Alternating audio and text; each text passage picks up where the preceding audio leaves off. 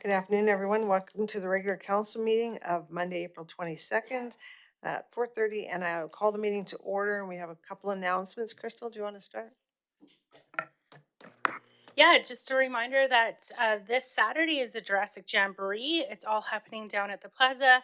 Event opens at 10 a.m. with 11 a.m. as the official count for the Guinness World Record attempt, which is the largest gathering of people dressed as dinosaurs. So that includes inflatables or not, just as long as it's part of your headpiece. And then there'll be live music from noon till 2, street games, vendors. The fire hall will be open. There'll be food trucks. Yeah, lots to do, and it's all free. So thanks to Travel Drumheller and everyone else who has contributed to this great event on Saturday. Thank you. And Tony? Yeah, just to mention that the Valley Bus Society is having their AGM on May the 8th, 7 o'clock at the Badlands facility there. 3 vacancies available, so if you're interested in volunteering for the community, please show up. Thank you. And I would just like to acknowledge today is Earth Day. I know it's not the best day to get out there and be picking up litter. So please can treat every day as Earth Day, and please cover your garbage bins because the wind is just blowing everything everywhere. So thank you to all who have contributed to help make our community beautiful and clean. Now I'd like to just make an announcement. We have a previous mayor in our council chambers here, Bryce Nemo. So first off, thank you for your contribution as an elected official, because as we all know, this isn't for the faint of heart. And we're just grateful for all the work you did do in your term. And now that you've turned 90, which is unbelievable that you look as amazing for the way I hope I look like you when I'm 90. And I just I contacted all of the MLAs, the MPs, the premier, the prime minister, and I have a whole bunch of certificates here I'd love to give to you. So come forward, please.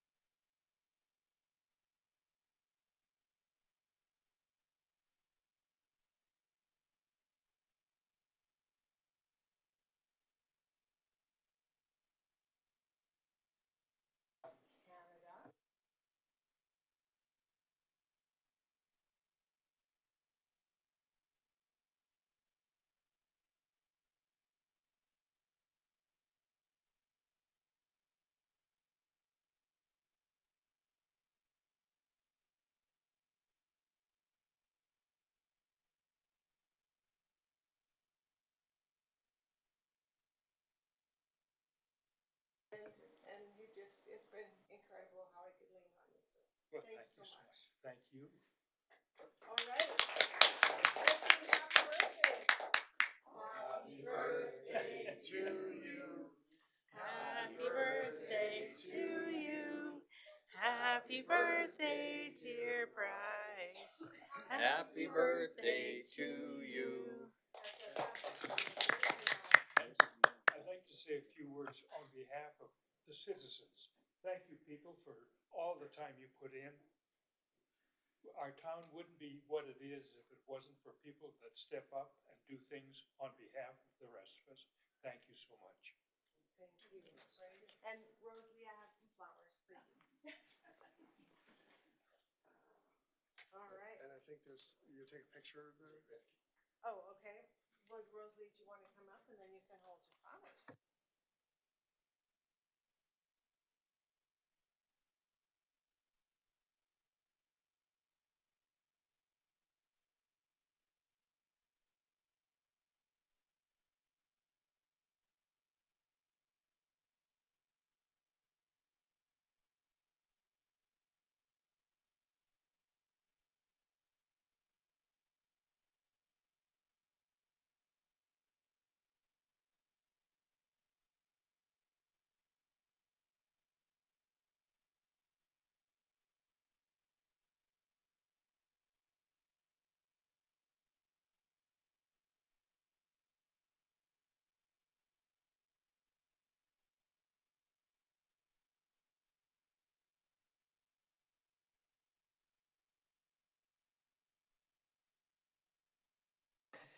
We were truly blessed to have Bryce as one of our previous mayors. So when you see him, please wish him happy birthday. Okay, is there any additions to the agenda? No, I will ask for adoption of the agenda as presented, please. Tom? Yeah, I move the council adopt the agenda for the April 22nd, 2024 regular council meeting as presented. Seconder, please, Lisa. All in favor? Carried. Can I get a motion to accept the minutes of April 8th, please? Crystal? I move that council approve the minutes for the April 8th, 2024 regular council meeting as presented. Seconder, please, Patrick. Comments? All in favor? Carried. Okay, let's move on to 6.1.1, please. Daryl. Thank you, Your Worship. So what you have before you here tonight is the land use amending bylaw 1224. So this is redoing the bylaw that was originally 1620, the land use bylaw. As we do, and I think to paraphrase Councillor Zarisky, when we create bylaws, that we often look at making changes. They're not always set in stone, and so we have done a couple of changes with the previous with this version of the bylaw. And what we're looking at here, for the most part, are a couple of changes where we want to remove solar energy systems or rooftop solar energy systems to be more appropriate or applicable.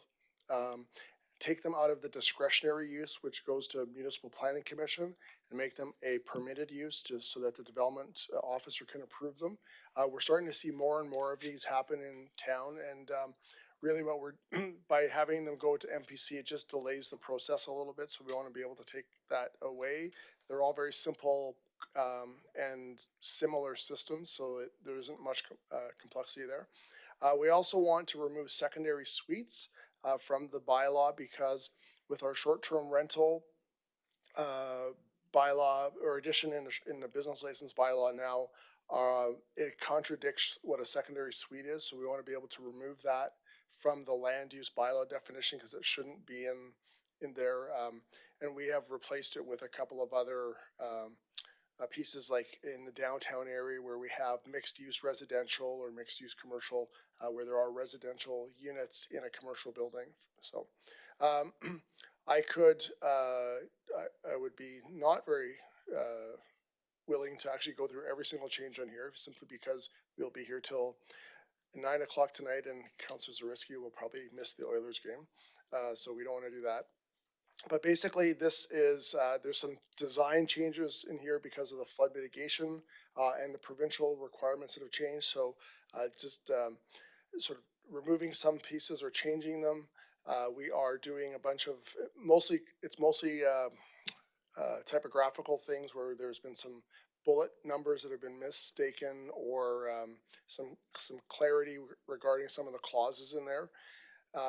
And some stuff around slopes, building on the side slopes or not, or being able to, and sort of some of the changes that are in there, which really there aren't many changes at all around that, but just more, again, more clarity on it. So, so what we want to do is get first reading tonight and set a public hearing for May 21st, which is Tuesday after the long weekend. And so what I'm looking for is unless, I know normally we don't have any questions around it, but if there are any specific questions around this, I would ask before a motion was made. But if not, I request a motion for first reading on this, please. Council, any questions before? No. Okay, can I get a motion, please? Lisa?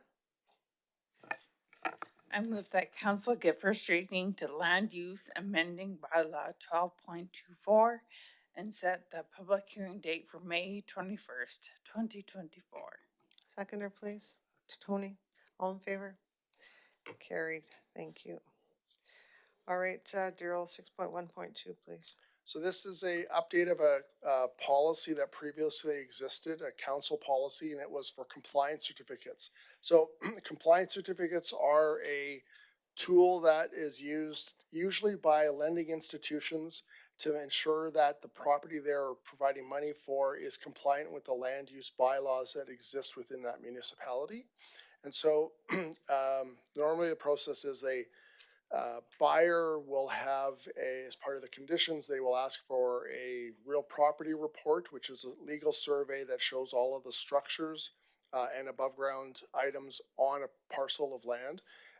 And then that gets submitted to the town, and then it is vetted against the current land use bylaw to see whether or not those things are in compliance with that bylaw. And depending on the time, the age of the structures and stuff, sometimes a lot of them are not compliant with the current bylaw, but were compliant with a previous bylaw, and so they would be approved subject to the fact that they were probably in compliance when it was constructed. Some of these do have, like, one of the interesting sides of a real property report is that we find there's an awful lot of encroachments onto public lands or onto adjacent properties. So a garage that's built on a town land or sidewalks that encroach onto a neighbor's property. So usually there may or may not be agreements entered into with the town or the adjacent neighbors to remedy the situation.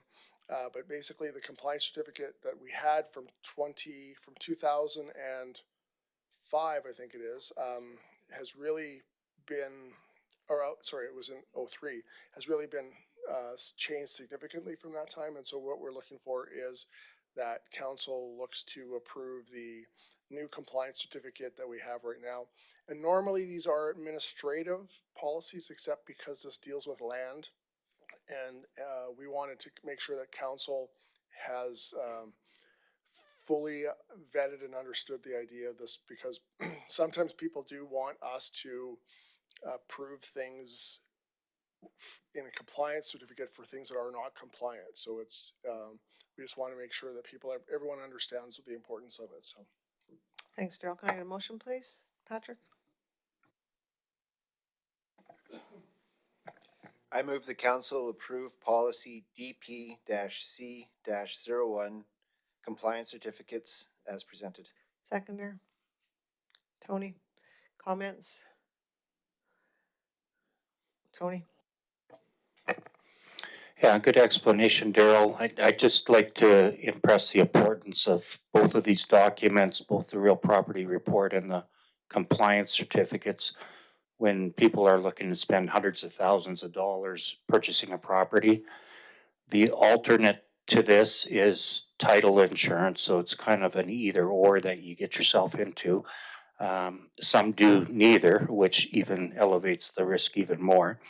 But similarly to your garage example, if you had a real property report that showed your garage wasn't on your property or not fully on your property, it's something you think you paid money for, and it comes along later, title insurance would assist and cover off that liability, but you're already the owner at that point versus dealing it previous to the purchase through a real property report. So that's the importance of those two documents and how they change from title insurance. So good explanation. Thanks, Tony. Anybody else? Go ahead, Lisa. Me and my crazy head. I just want to know, so I appreciate that explanation. Do you think this will make it much easier for people to transact business within the town of Drumheller? I think it will make it a little clearer, because people, again, the policy existed previously. I think this policy is is simpler and clearer to understand. I think the the old caveat emptor, or buyer beware. I think it's very important that you understand, as a purchaser of land or part of a property, to know what you should be expecting, because we have had at the front counter of town hall people come in that had no idea that either a compliance certificate or a real property report or title insurance actually was an instrument they could use. So, again, ask those questions of your lawyer, of your real estate agent, to try to help people through it. But this will certainly make the whole, it will update what we had from 21 years ago to make it current to today's standards, for sure. So I guess it would be safe to say that this is actually protecting not only residents and businesses, but the town as well. Correct? Yes, absolutely, yeah. Good. Tony? Just a cosmetic question there. I noticed on the application for the compliance, we note the fees involved, which are also covered in the rates and fees. So just wondering if a change in one, we got to go back and change the document as well. I think it's fine to disclose it there, but just wondering what a future change to the rates and fees would impact on this. Great point. I think that what we probably should be doing is actually um, taking these out of here so that when we do change the rates and or fees and charges every year through bylaw, that we don't have to go back and change those policies. So that's yeah, it's a good point. I think these were put in here just as an example of the cost of them, but Tom? Yeah, I was asked the other day about a different matter, but we talked about grandfathering. And that term, kind of is used. And I'm just wondering, under the encroachments, for example, um, would this be an example of grandfathering where a person enters into an encroachment agreement with the town? Would that be kind of a grandfathering synonymous? uh, so I think to use the aforementioned garage example, so if the garage was constructed onto town property, for instance, uh, and it wasn't previously disclosed that we'd have a couple of choices. One is we could ask for the removal of the garage. Two is we could make an adjustment. So for instance, a road closure, to be able to then try to sell the extra or the closed road land to the property owner to try to make their garage compliant. Or three, an encroachment agreement. However, we only have limits to how much a property can encroach onto our land.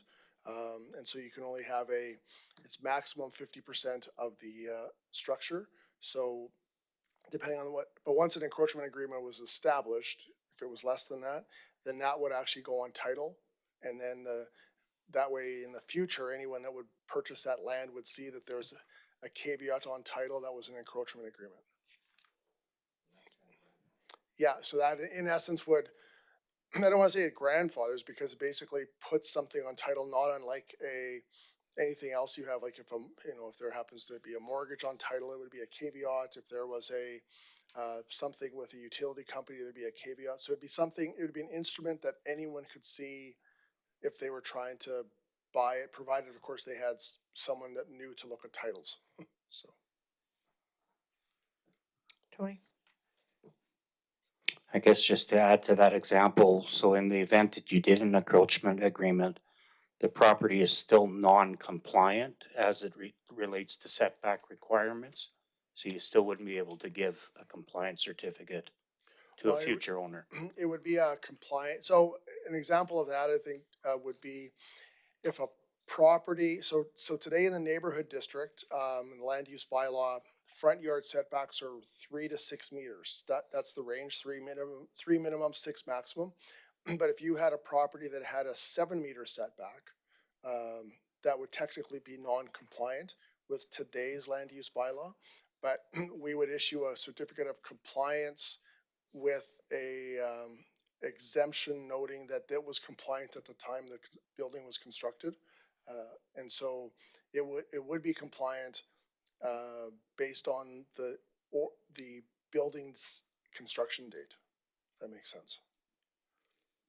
And really a compliance certificate, just as a reminder, it's all about something that usually a bank or financial institution asks for, because they want to make sure that they're lending money to you for something that won't cause them risk in the future by having to remove a garage or something like that. So. Anybody else? So in this, oh, go ahead, Lise. So when it comes to like the caveats on title, if it's with the town Drumheller, does it need to be renewed annually like some other titles? No, no. Once the caveat's put on title, it remains on title until it's removed. So if, for instance, the aforementioned garage was removed 5 years down the road, then a petition or a request to remove have the caveat removed off a title would be presented to the town, and the town could then remove it. So Okay, thank you. Is there any way this document can be shared with our local realtors? Because if somebody goes to pay cash for a property, they're not technically don't need a real property report or anything. And then we kind of end up in some of the situations we're in right now with flood. all of the real estate agents know about this because, again, this is a updated document that's 21 years old. So the agents know about it. And again, some of it is just whether or not so, not to throw anyone out there, but I've heard of agents suggest title insurance because title insurance was cheaper than having a real property report done and a compliance certificate. If it's a title insurance, it doesn't come to the town for a compliance certificate, only if it's a real property report. So there are, we want we want people to be steered towards a real property reports because then you know exactly what's going on your property. We had 2018, we had a property that changed hands. They had title insurance. The only time I've ever heard it work, where the fence line was roughly 50 feet into town land. And that's where everyone thought the property line was. Of course, it was found out that it wasn't. It was on it. And now we ended up we ended up selling some of the land. We did a road closure, selling them some of the land in order to give them a bit of backyard because where their actual property line was about 10 feet from their back door, not the 60 feet that they thought it was. So again, getting a real property report as part of your closing helps alleviate some of those concerns. Okay. And I would just like to give a shout out to Mitchell and Colt and Connor for their work on both these documents. So there's a lot of effort, and thank you for bringing them up current. And so council, all in favor? Tom? Oh, thank you. All right, all in favor, carried.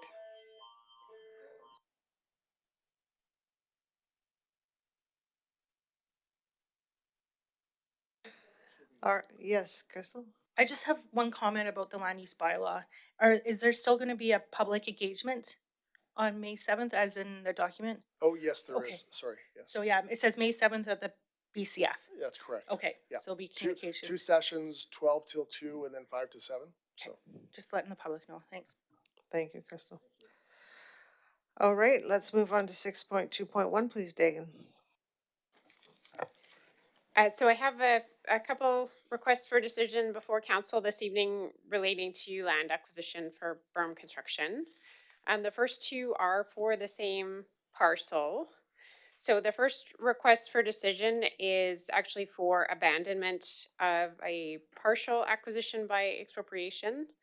So this particular parcel, our land agent had been speaking with since August of 2023, and they did not accept our offer of purchase at fair market value. So we then began with partial acquisition by expropriation, as we believe from the discussions that this was what was preferred by the landowner. They are eligible for full buyout, given the specifics of the lot, but from speaking with them, they seem to be leaning towards the partial, so we proceeded with that. This one was a little bit complicated. We did first bring it to council in December, although we didn't register with land titles after that time based on advice from our legal team. They recommended that we actually seek clarification on the land boundary along the Red Deer River. So we did hear back from Alberta Public Lands Water Boundaries Group on the river boundary and got a decision on that. And then we did bring the partial acquisition expropriation back to council on February 24th for an updated area. So you might note in the title itself, listed up above, the parcel is indicated to be 0.648 hectares or 1.6 acres more or less. And the reason they include that more or less is because of the river boundary and the lands potential to change. So the parcel itself is actually now 2.6 acres based on the updated river boundary. So again, we proceeded with expropriation of a portion of the lot, the area we needed to construct Knack Mine berm. That was registered at land titles on March 21st, and the impacted property owner and interested parties were notified March 26th. On April 15th, the landowner formally objected through the provincial process to do so to the taking on the grounds that the partial taking was unfair and rather that the entirety of the lot should be taken.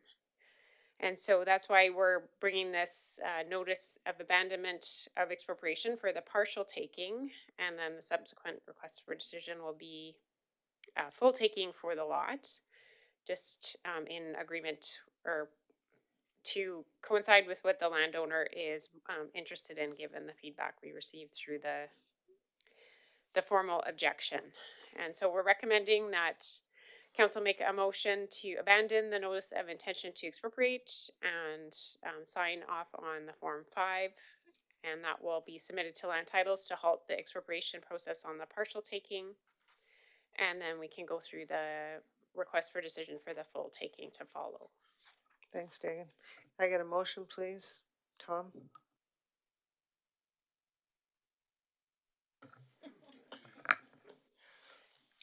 I move that council directs administration to abandon the notice of intention to expropriate for partial taking signed and dated the 26th day of February 2024, pertaining to a portion of the parcel of land legally described as that portion of the northwest quarter of Section 8, Township 29, Range 20, west of the 4th meridian, described as follows.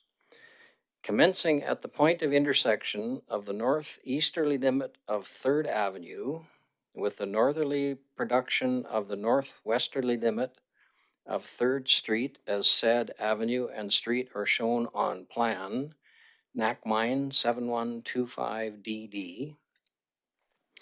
Thence northerly, shown on plan, No, then along northerly. said production of said limit of 3rd Street to the right bank of the Red Deer River, shown on plan 53/46.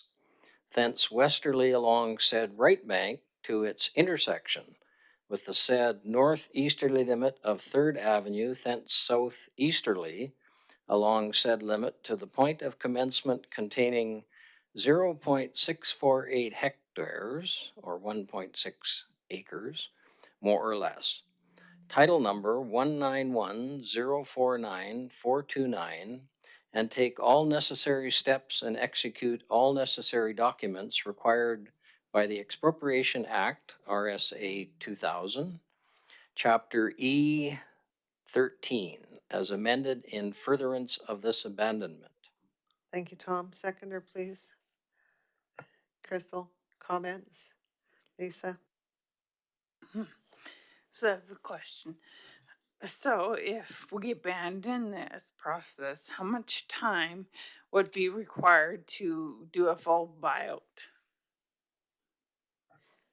So I guess you can tell by the dates and the request for decision, we did originally start the process in December, and then we did update the notice of intent to expropriate in February, and then it was registered and everyone was notified by the end of March. So it's a month or two delay in the process by having to restart this as a full So what buyout. would happen if the individuals declined a full buyout?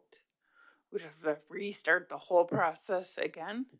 Well, at this point, we're undertaking the land acquisition through expropriation. So the landowner, I guess, given that they've objected to a partial acquisition, I would think that they wouldn't object to a full acquisition. So I'm hoping that it would proceed as per our normal expropriation process and following those timelines. Thank you. Patrick? I see that the negotiations went on for the partial acquisition, but were they ever offered for a full buyout at that time during negotiations? Or? The full buyout would have been discussed with them because they do meet the criteria for a full buyout given the distance of the berm to the house and the percentage of the lot that's proposed for the taking.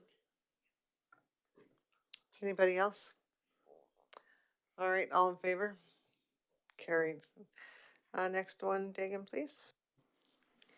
So the next request for decision I have before council is for this same parcel, and it is to initiate the process for a full acquisition by expropriation.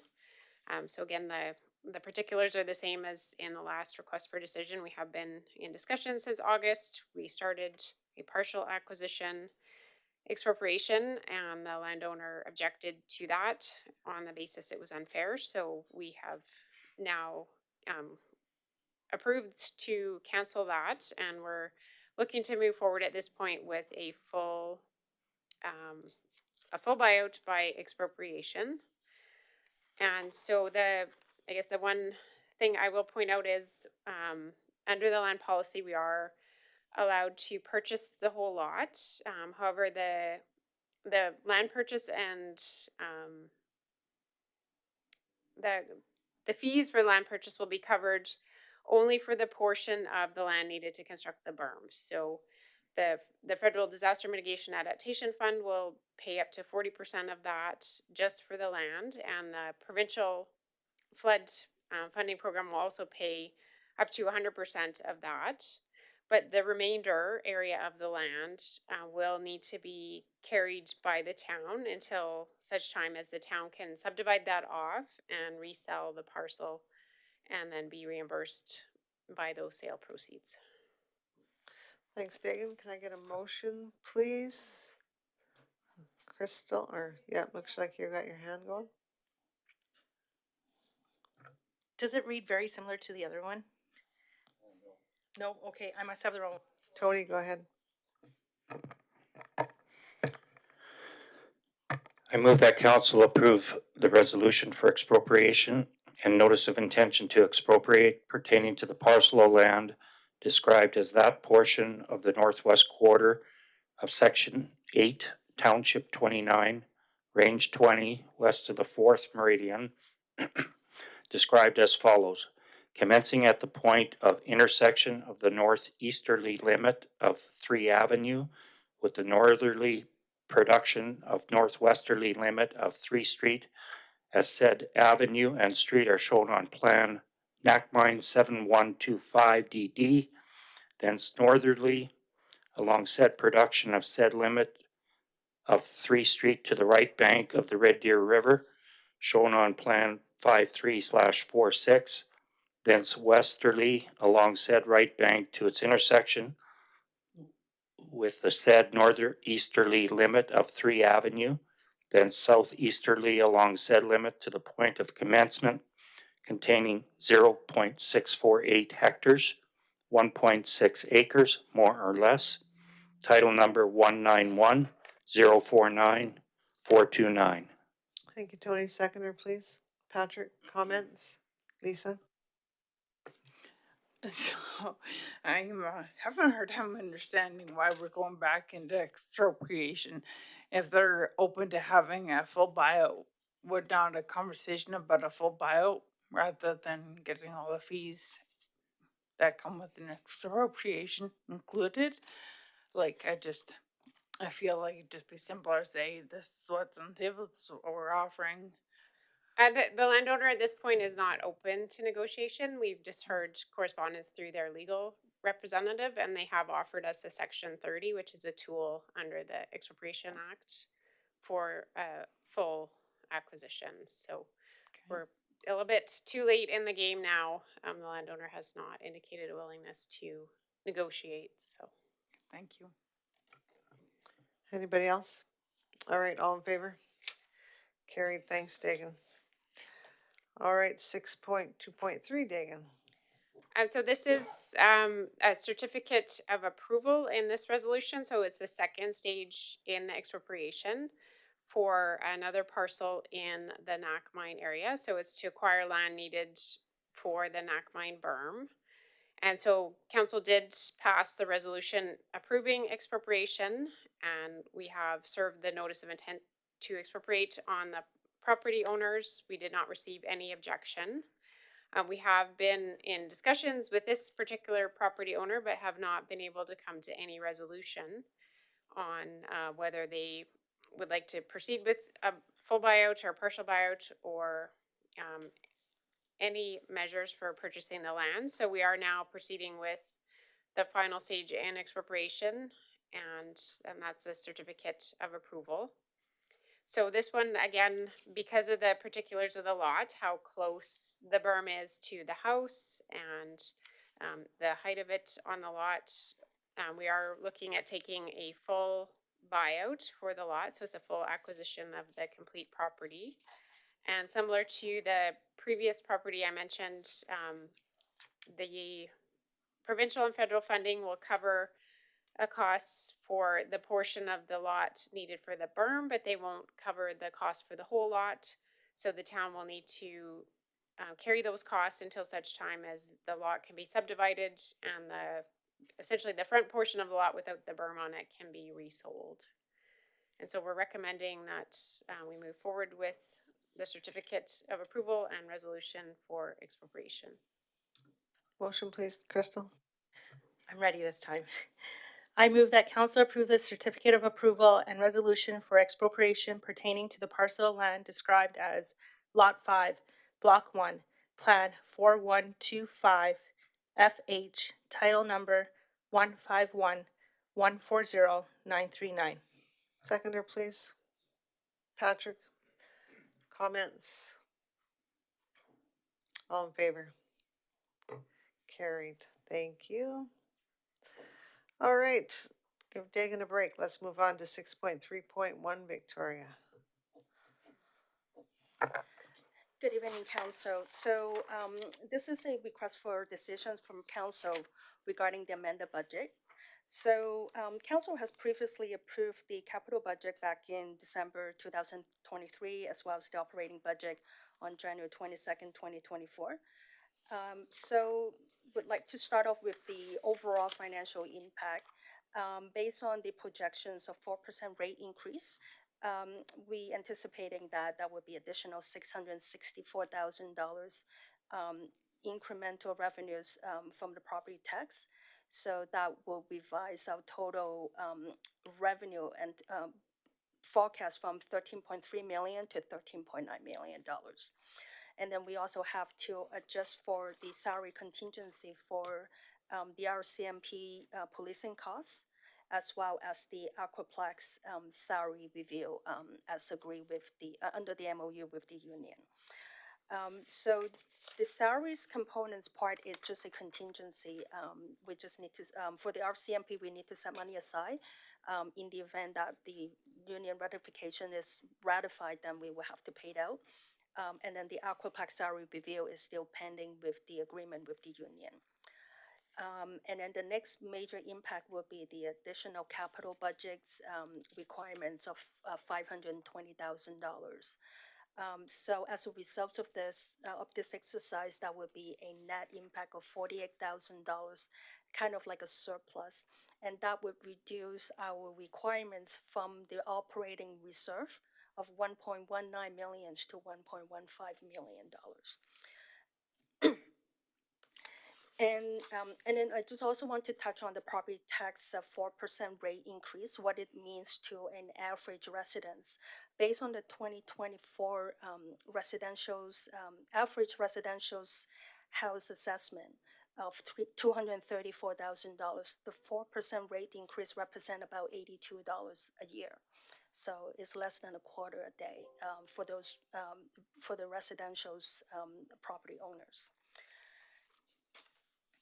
And then on the capital, so I'm just going to talk about the major ticket items. So let me see here. It's this one.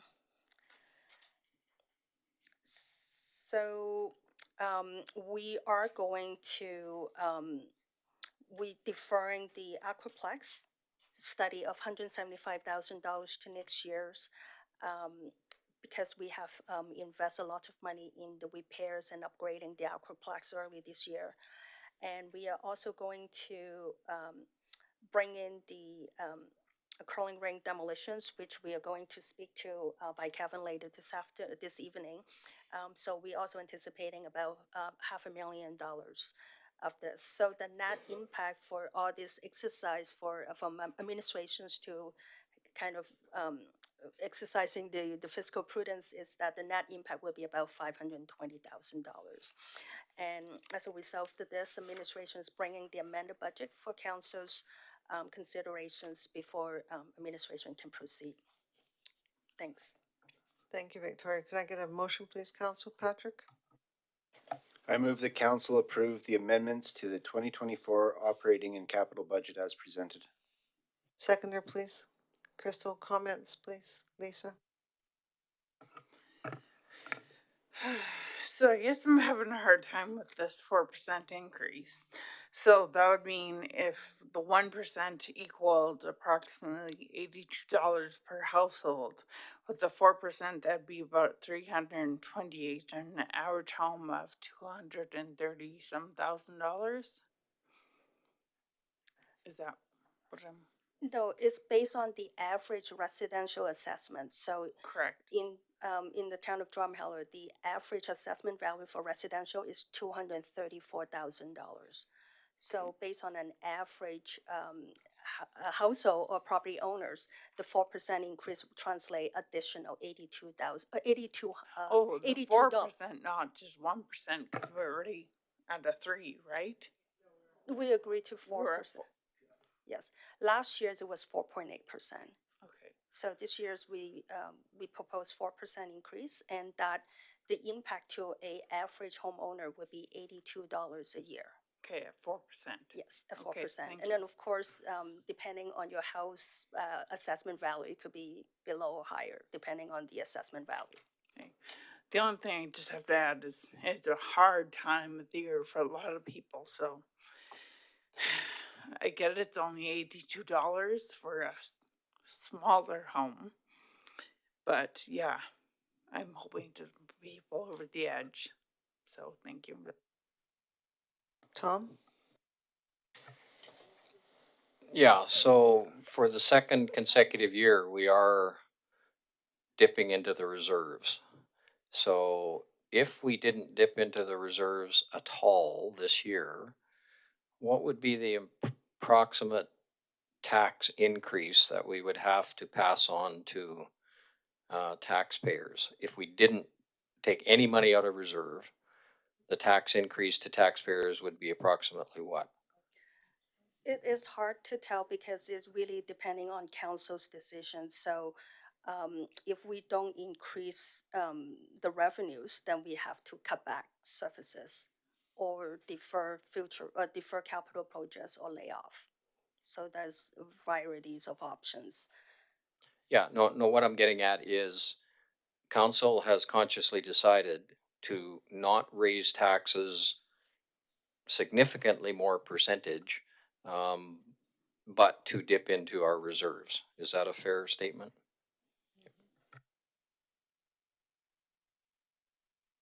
Crystal? Yeah, just, since I've been on council, we've never had an amended budget. So, and there seems to be more municipalities that have done it this year. Is this becoming a common thing just because of when costs come in or tenders come in, there's way over budget? Then is that part of this process too? Obviously, we had the Aquaplex major issue as well, but can you just kind of maybe explain a little bit more of that? Yes, as you can see, for instance, one of the projects on the concrete crushings. Let me see here. 175. So for the concrete crushings, the administration is anticipating that we budget for $200,000, but the lowest RFP comes back as $375,000. So those are the things that administrations could not really forecast.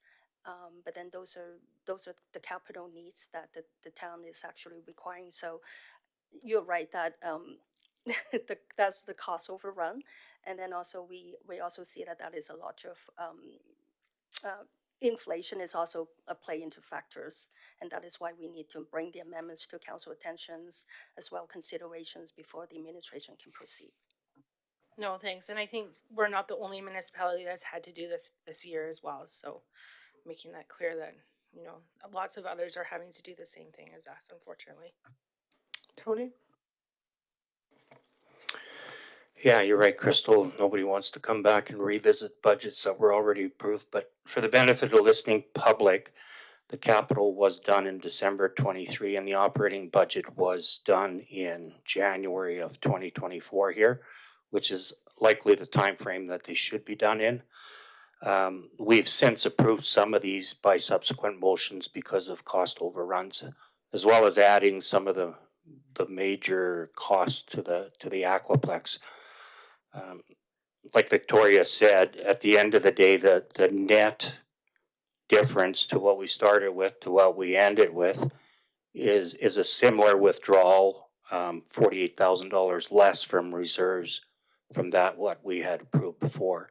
I think the most important piece is the 4% that we approved in January as a tax increase is still holding today. Yes, we still are shoring it up with withdrawals from reserves to the tune of $48,000 less than we had in January. So I'm comfortable with the changes that are outlined here. Again, a lot of the costs have just not come back into line yet. And I think we'll see on some of the next ones here, differences between high and low bidders are still $900,000, in excess of $900,000 apart, right? So they seem to be just all over the map. But realigning this allows us to get done what we need to get done in 24 with no big impact or changes to the taxpayer as that stays at 4%. Anybody else? All right, all in favor? Carried. Thank you, Victoria. All right, we shall move on to 6.4.1. Please, Mark.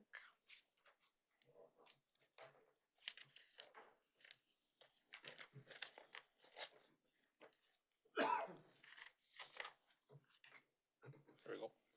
Your worship and members of council, I'm here to present on the cleanup of two sites.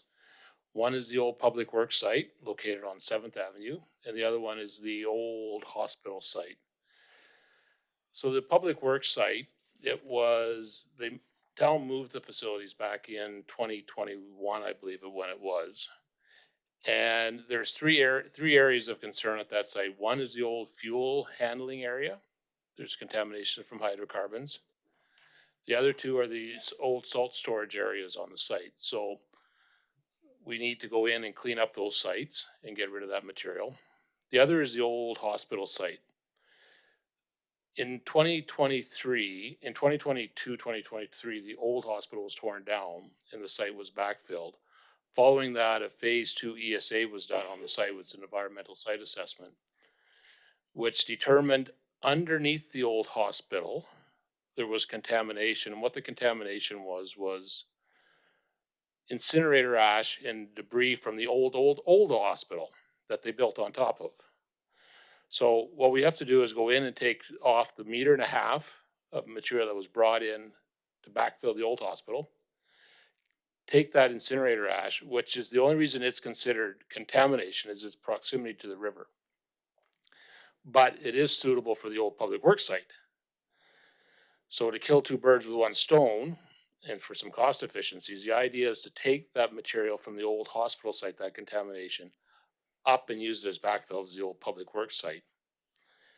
The other thing to do is on the old hospital site, a mystery concrete vault turned up right along Riverside Drive. And it was never known, it was never on any plans. It's about 10 feet by 8 feet by 12 feet, and it's buried right along Riverside Drive there. So the idea is to get rid of that as well. So as I said, the idea is to clean up both sites as one project. So we tendered the site and we closed bids on April 9th and we had 11 bidders. I was quite impressed to get 11 bidders for the job. Quite a variance in price, but the low bidder was Brooks Asphalt at $383,055. So Brooks has been well established in town. They've done a lot of work in the town throughout the years. They're currently working on the East Cooley berm. So there, you notice there's a bit of a difference between the first and second bid. And Brooks has a little bit of an advantage. They're already in town, so some of their mob and demob costs are already covered by the burn project. And they've got a source of backfill material, of clay material that they can use on the site. So they've already secured that. So they've got a little bit of an edge on that side of it. So this is an approved capital project. The approved capital budget was $825,000.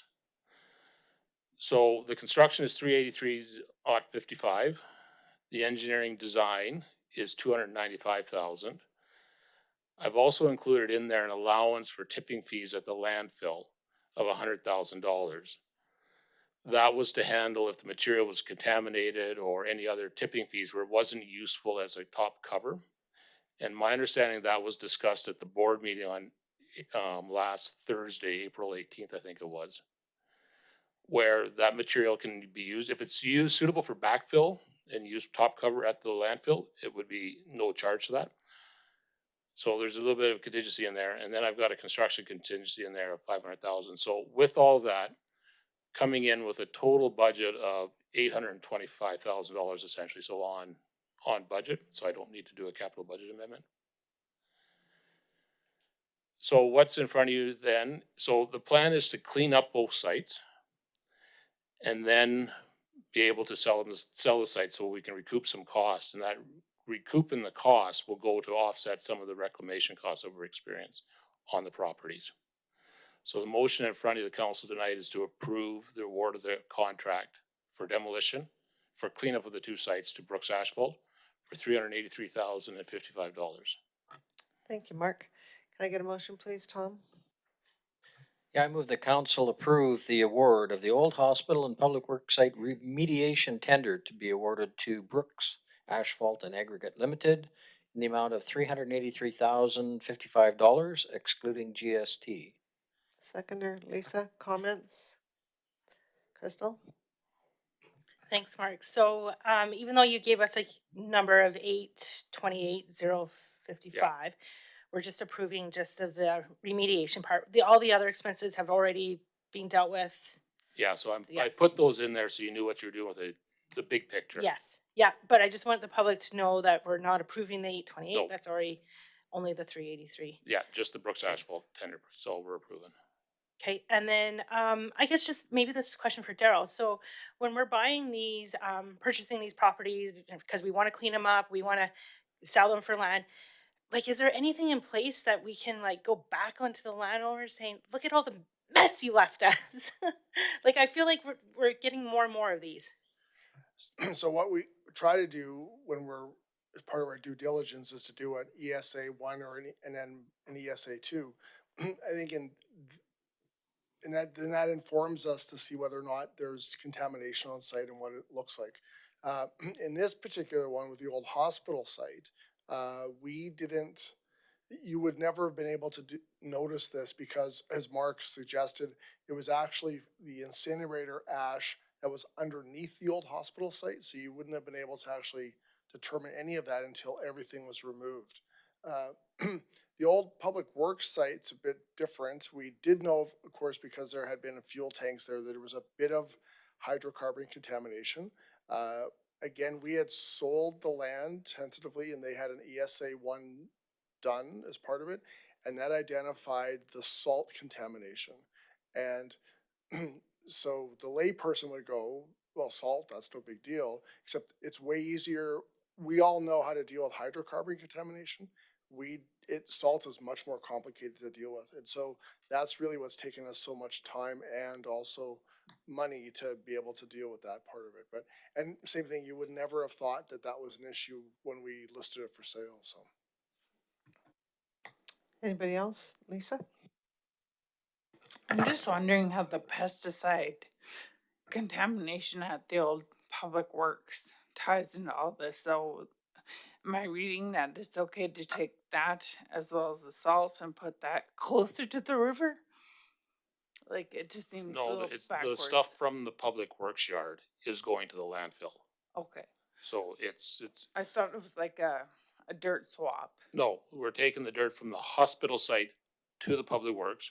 The stuff from Public Works that's contaminated is going to the landfill. Okay, so it's still a land swap or ground swap, just not contaminated for contaminated swap.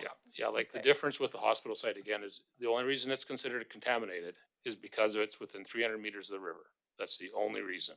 So I'll be glad to see it go, cause it does stink. Any, well,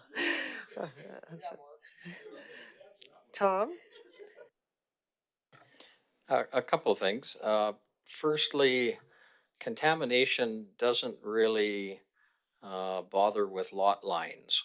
So what is the probability and what is the um, possibility that we have to remediate properties that are outside our boundary lines? And I'm looking more at the public works. I mean, the stuff has been leaching into the soil for years and years and years. It's probably gone beyond the boundary line. What do we do about that, if anything? when they did their phase 2, they drilled wells all around the site.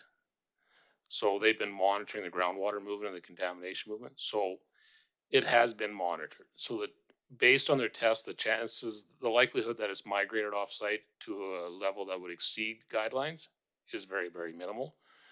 But the other thing that within the project I've included, it's not like you can clean up the site and then sell it next year. You've got to monitor it for a couple of years to make sure that we got everything. So within the proposal, within the project budget, I've included allowance for 1 additional year of groundwater monitoring to make sure we got it all. And when you go into these type of things, you don't know when you're getting into it, what you're going to run into. So we kept that bit of a contingency in there too for that. Tony? Yeah, just a comment there and then a couple Daryl questions. Maybe I'll let you off the hook easy. This is the one I was referring to, high bidder, low bidder, $900,000 plus in bids. Good explanation on why Brooks Asphalt got it.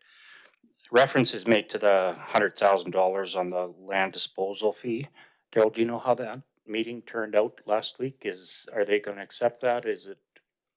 We actually, it did not come up at the board meeting last week. To be honest, we had too many other things we were dealing with, so we don't have an answer back or the board doesn't have an answer back, so. Okay. Next question is these costs are recovered from the eventual sale of the land. So the old hospital's 30 to 60 day project, we're actively listing. So once it's done, they're available for sale, right? Yeah, and it's actually listed right now. Yeah. It has been listed for a while, but no one wants to touch it. No developer several developers have expressed interest once it's cleaned. So this is sort of the key piece to get done. And then the old public works, we need to sit on that 3 to 5 years until it's aerated or tested or again, or? It could be 1 year for sure. And then what the outcome, how long it takes till after that will depend on what the year 1 test results are. But I would say you're probably going to be about 3 to 4 years before you can resell it, just to make sure that you got a good baseline. And part of the reason is that if it's being sold and it was previously sold for residential, Alberta Environment has very strict guidelines or requirements if you're redeveloping a land as residential for how long it has to sit and after the contamination's been removed. So, Patrick? I'm just curious, is vibration a concern during compaction, and will that something that was built into the specs to be monitored? Yeah, so within my engineering budget, I've got an allowance in there for doing some vibration monitoring. Not for the hospital site, not for the public works site, because the public works site's fairly well removed from most places. Yeah, that was one I was referring to. Yeah. Thank you. Anybody else? Okay, so once we award this, when will the work begin on the hospital site? Well, I'm hoping next week to have a startup meeting, and I'm hoping that everything starts by mid-May and then be done by mid to end June is sort of my anticipated timeline. So we'll hopefully have that area cleaned up before July 1st. That's the plan. Okay. Um, so this is exactly why we need these derelict programs that Greg and his team are working on. And thank you, Greg, because we can't let these properties get to this level because you know, we could have ignored the old hospital and then it just kept flipping and flipping and flipping. And we have all these, all of these seniors that are founders of our community living beside these derelict properties. So, um, Greg, I appreciate you and your team staying on top of that. I am curious though, is there a way we could put a bylaw in place, and this is probably Daryl question, for schools and hospitals or provincial sites that decide just to close them down, flip them to somebody for a buck, and then we as a municipality get left with them? So how, is there something we can put in place for something like that? Because it seems like we're cleaning up properties, um, we're constantly having to, and like I said, Greg is putting a lot of pressure with his team getting things done, but we've got another old school that is beside a whole residential area that's got mice and God only knows what else, water issues, and everything else going on. And again, these residents have to live with this stuff, and there's not much we can do about it. It's a that's a really good question. I'd say I don't know the answer to it, but I think that it would be difficult to differentiate between a commercial or industrial versus residential around people flipping properties that way. But it's something we can look into if there's something with the within the MGA that gives us the powers to do that, and come back with an answer in a couple of weeks. So. Okay, I appreciate that because these buildings that we do all this work and we have them checked by the fire and everything else, and then they realize there's too much to fix them, so then they just throw them up for sale, and then the next person is the unlucky buyer. So I think we got to be a community that stops this kind of stuff. Um, I think that answers all of my input on that one. All right, council, all in favor? Carried. Thanks, Mark, for the very, very full and informative plan. All right, Kevin, you're up. 6.4.2 of the curling rink. Thank you, Your Worship. Good afternoon, councillors. Tonight I'm here to talk about the ask for request for decision to demolish the Drumheller curling rink. Summary. The request for proposals for the demolition of the curling rink was posted on the bids and tenders site on March 26, 2024. The opportunity closed April 11th, 2024, with a total of 10 tenders received. A good response on that. However, only 5 proposals met the mandatory criteria. They are summarized as follows.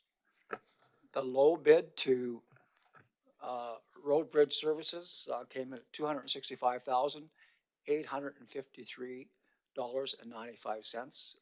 Second one came in at Priceley Demolishing Incorporated at $349,955 even.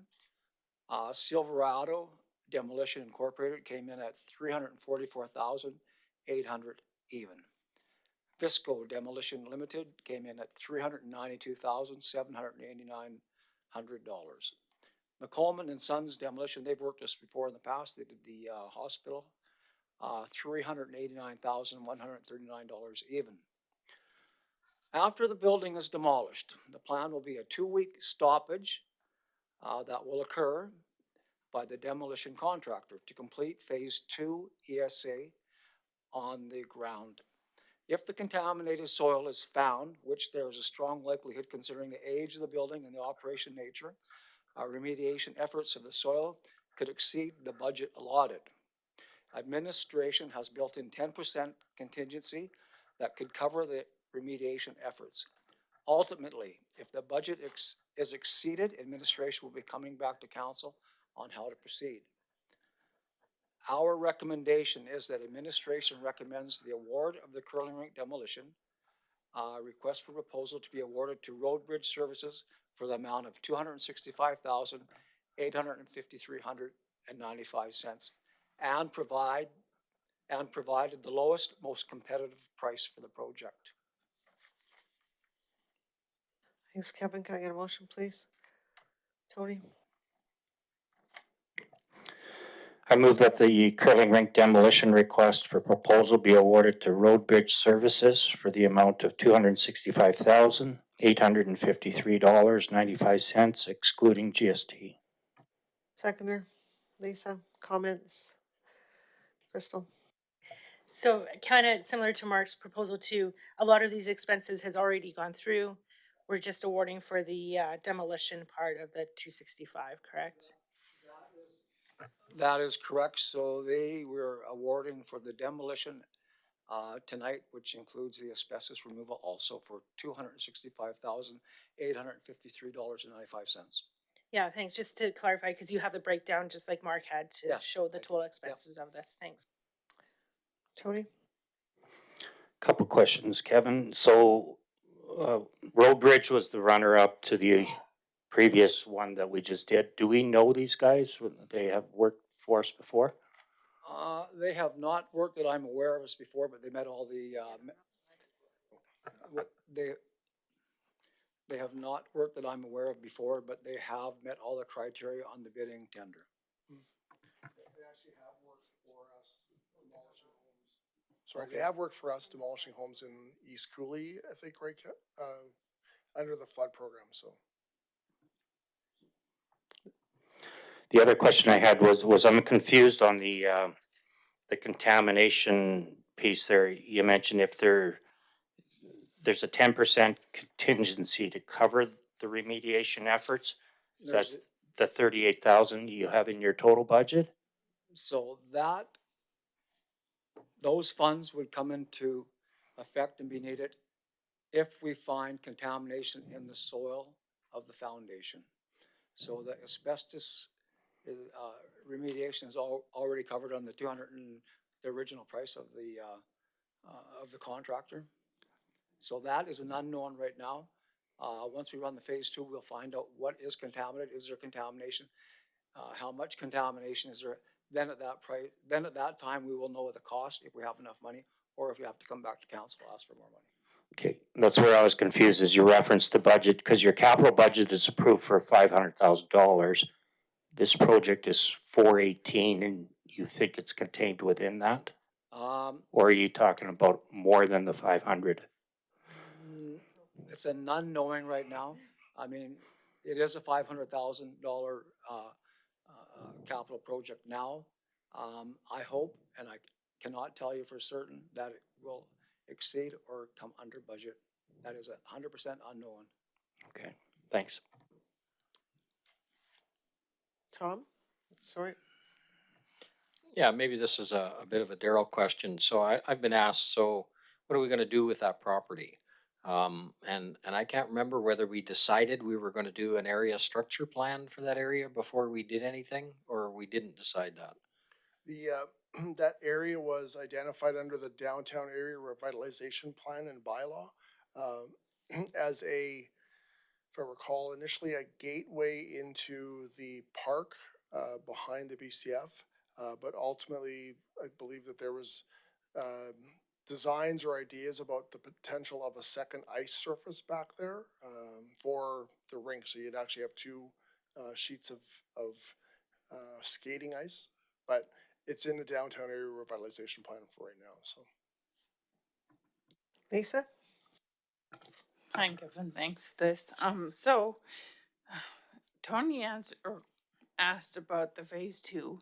I'm just wondering, so when it came to phase 1, what precisely did they say, which is kind of making it indicate that it will be contaminated?